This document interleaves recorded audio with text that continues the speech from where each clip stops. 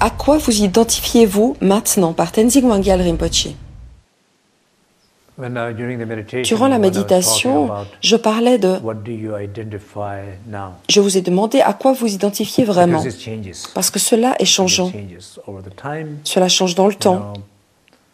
Vous vous sentez étudiant, vous êtes celui qui cherche un travail, vous êtes celui qui a un travail, qui est marié, qui est un mari, une épouse, qui est un père, une mère.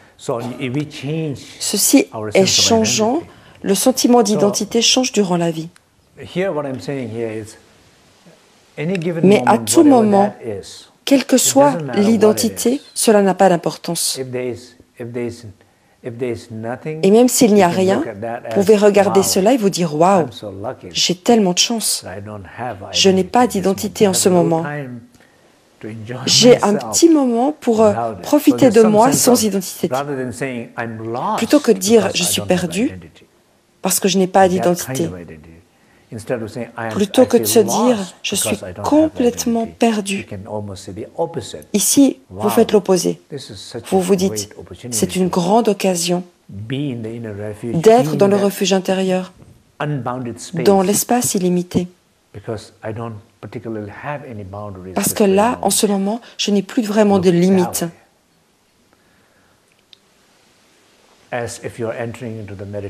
Tout comme lorsque vous rentrez dans la méditation, vous dites « Il n'y a pas de pensée, il n'y a rien qui obscurcit la méditation. » Et là, vous pouvez avoir non seulement une méditation d'une session, mais une méditation qui dure plusieurs années. Mais un jour, malheureusement, ceci ne dure pas. Parce que quelque chose arrive. Quelqu'un vous appelle, vous donne une identité, vous vous dites « Ah, c'est moi ?» Quelqu'un vous appelle. Quelqu'un a besoin de vous appeler ceci ou cela, ou un groupe de gens, ou le collectif a besoin de vous appeler comme ceci ou comme cela. Et là, vous avez un rôle collectif, social, et des attentes qui se placent sur vous. Et vous pouvez le voir aussi comme une occasion. Il est temps maintenant de faire quelque chose. Comment est-ce que je peux le faire?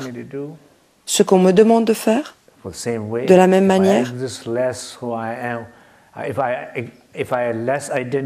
si je m'identifie moins à ce que je ne suis pas, je pourrais me manifester plus tel que je suis.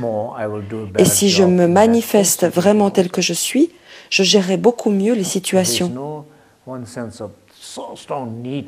Il n'y a plus un sentiment, un besoin tellement fort de quelque chose.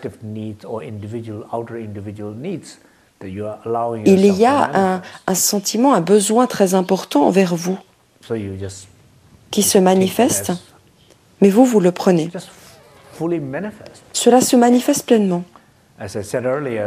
Comme je l'ai dit plus tôt, si vous ressentez de l'espace, vous ressentirez de l'amour et de la connexion.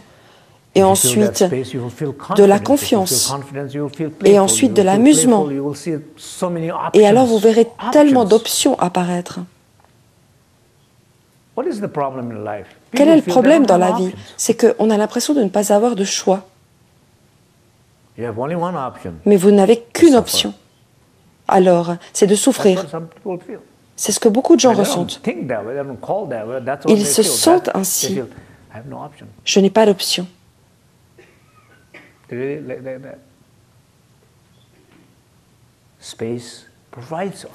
Alors que l'espace fournit toutes les options. Et l'espace voit quelque chose de positif dans chaque situation. Quand vous vous sentez en colère, c'est positif de ressentir de la colère.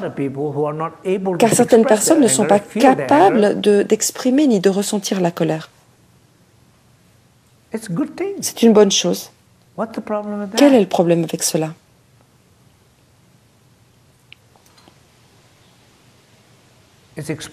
C'est une expression.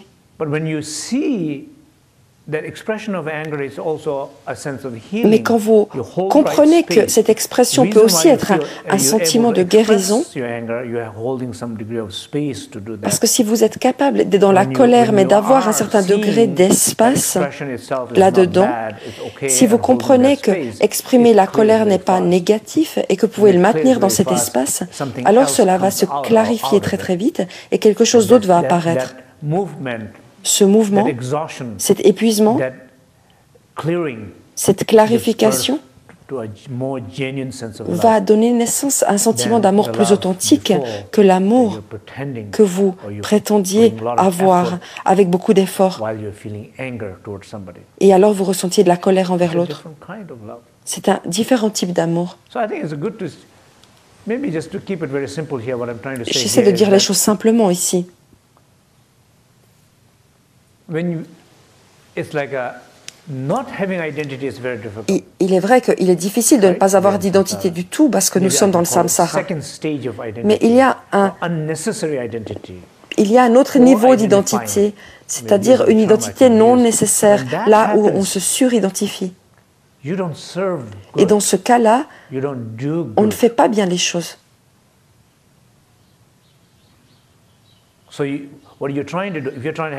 Vous essayez d'avoir une relation, mais ce n'est pas une bonne relation. Vous essayez de produire quelque chose, vous n'arrivez pas à le produire de manière adéquate. Vous voulez être créatif, vous n'y arrivez pas. Vous essayez d'être heureux, vous ne serez pas vraiment heureux dans ce cas-là.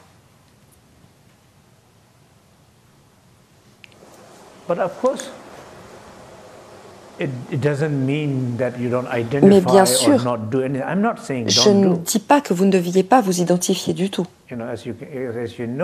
Comme vous le savez,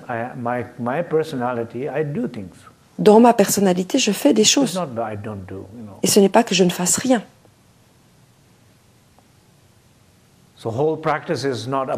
La pratique, dans la pratique, il ne s'agit pas de se geler soi-même, mais c'est plutôt de vivre sa vie, de la manifester.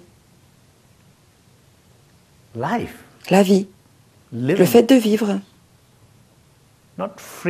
Et ne pas geler, contrôler, arrêter d'exprimer, arrêter de partager ou de créer. C'est l'opposé. Ça, c'est la vie. Mais du bon endroit. Et alors vous aurez plus de succès, vous serez plus heureux, vous ferez des choses plus intéressantes et vous ressentirez que vous n'avez rien à perdre. Je peux ici parler d'une situation personnelle et vous n'avez pas à sentir que je parle de vous. Peut-être vous allez vous dire, il parle de moi. Et je vous le confirme ici, je ne parle de personne d'autre. Mais si vous ressentez que je parle de vous, alors vous avez raison.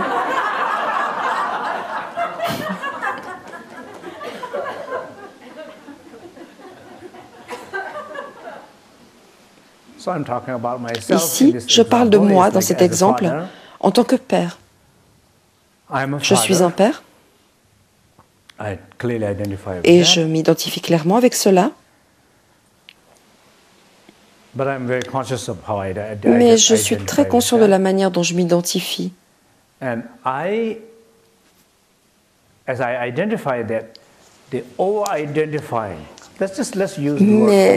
en fait, je me suridentifie. Si je me suridentifie, essayons de définir ce que cela veut dire. Ça veut dire s'identifier trop d'une manière exagérée, non nécessaire. Quand je me suridentifie en tant que père, il est certain que je ne serai pas un bon père. Mon intention originelle en me suridentifiant est d'être un bon père. Mais en réalité, cela va à l'encontre de mon but, de mon souhait. Cela va complètement à l'encontre. Si vous êtes conscient de cela, Et si on est un tout petit peu intelligent, on se rend compte que cela ne fonctionne pas. Je dois changer de stratégie.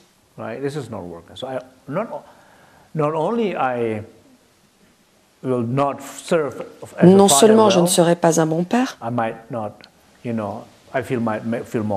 mais je ressentirai plus de conflits, plus de compétition, plus de défis, plus de souffrances. Et je vais peut-être gâcher une partie de ma vie en étant un père. Au lieu que cela enrichisse ma vie, cela va affaiblir ma vie. Et ça, je ne le veux pas.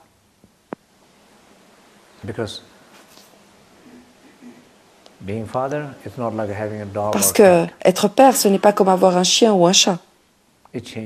Parce que ça change votre vie. Parce que tout ce que vous faites, vous le faites à propos de cet enfant.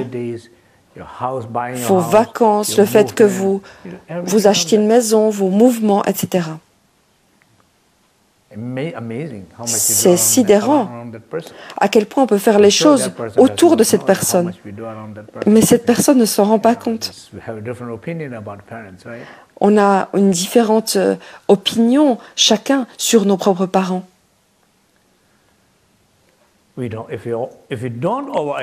Si on ne s'identifie pas trop, alors vous ressentirez qui vous êtes, pas seulement comme un père, mais au-delà de la notion de père. Vous aurez ce sentiment de ce que vous êtes. Si vous êtes plus cette personne peut jouer un rôle de père bien mieux.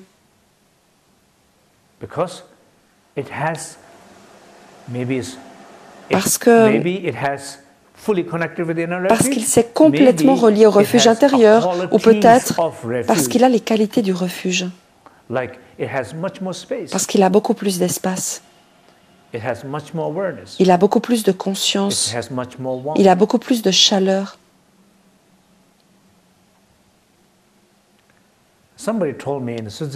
En Suisse, quelqu'un m'a dit, je parlais du sens de l'humour,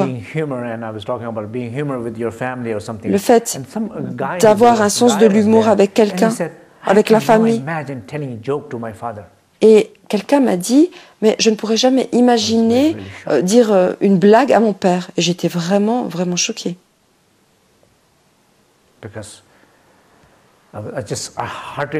Pour moi, c'est difficile à imaginer quel genre de relation ils peuvent avoir.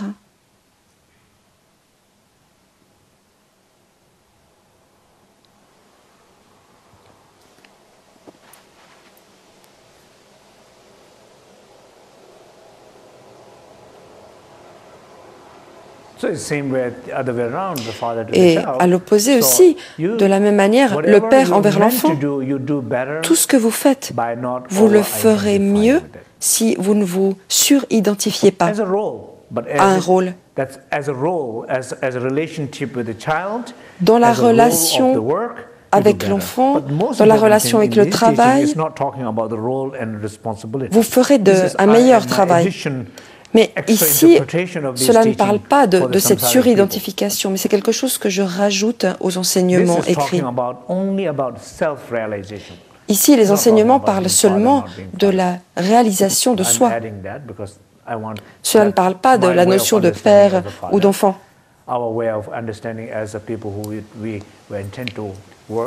Mais ici, je vous raconte cela parce que j'ai envie que vous compreniez comment les choses fonctionnent au niveau individuel, mais aussi pour les changements sociaux, parce que le même principe s'applique.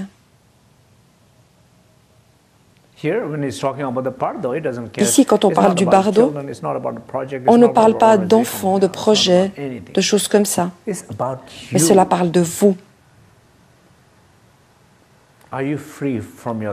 Êtes-vous libre de vos pensées? Êtes-vous libre de vos peurs?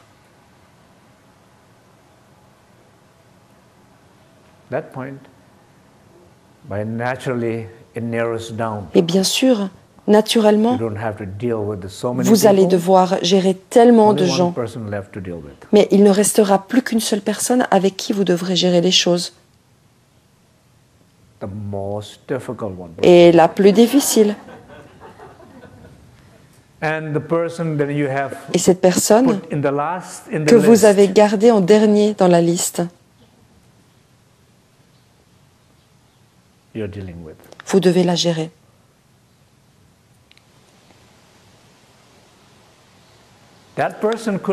Et cette personne aurait pu être la première sur la liste. Et alors, le reste de la liste se serait dissous de lui-même. Mais comme il s'agissait du dernier point sur la liste, et que vous avez dû gérer tellement d'autres choses avant dans la liste, vous ne l'avez pas fait. Parce que le dernier, c'est celui qui a créé la liste. Et c'est celui-là que l'on doit gérer en tout premier. Et ne pas d'abord faire le reste de la liste. Parce que si vous gérez la liste, cela va générer encore plus de listes. Combien de fois avez-vous fait des listes? Vous l'avez fait? L'avez-vous fait? Avez-vous l'impression que vous avez complètement terminé ce qu'il y avait à faire sur la liste? Pensez-vous avoir tout accompli? Non, bien sûr. Pensez-vous qu'un jour vous puissiez terminer la liste? Non. Comment allez-vous finir la liste? Quand vous aurez géré celui qui crée la liste. Alors il n'y aura plus de liste. Et vous serez libre. Vous serez libre de faire des listes.